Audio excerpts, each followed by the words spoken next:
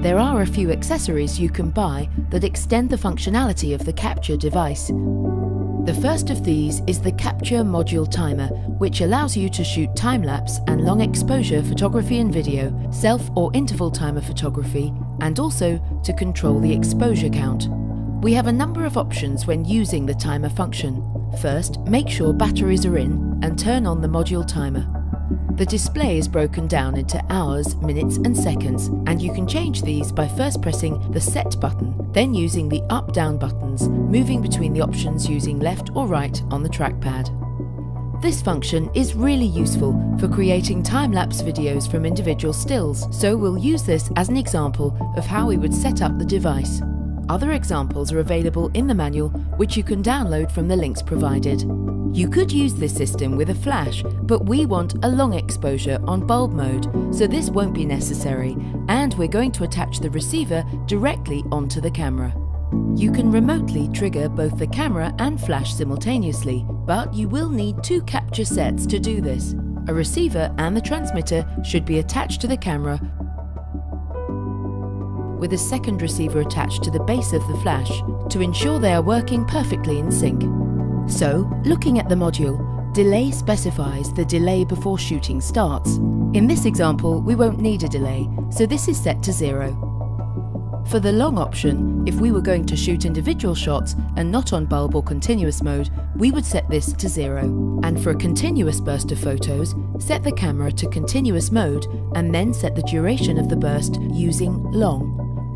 But for this example, we're setting the camera to bulb mode, so we can shoot in the low light conditions at dusk, and we're going to set this to 1 second.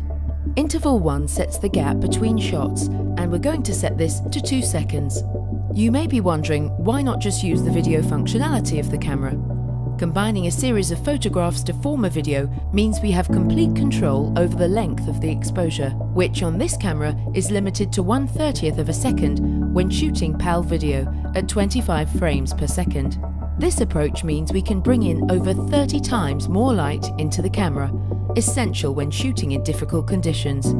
It also means the end resolution is going to be much higher, so we can crop, reframe, or even zoom right into some of the detail if we want to. Interval 1n sets the number of shots for interval 1. In this example, we want a 10-second video at a PAL frame rate in the UK of 25 frames per second, so we're going to set this to 250. Interval 2 controls the gap between running the cycle again, so you could set a delay of 8 hours, for example, so that it would shoot dawn in the morning as well, but instead we're going to set this to 1. Interval 2n controls the number of times that you want to repeat the whole process. We're only going to set this to 1, but you could set this to 14, and the system would repeat dusk and dawn shots for a week, assuming your batteries in the camera lasted that long.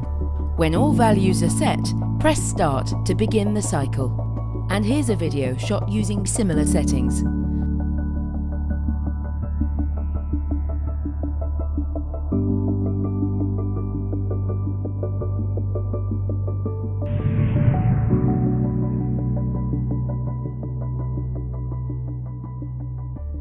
Watch the rest of the films in the series from the links below, or visit the Haynel website for more information on the Capture.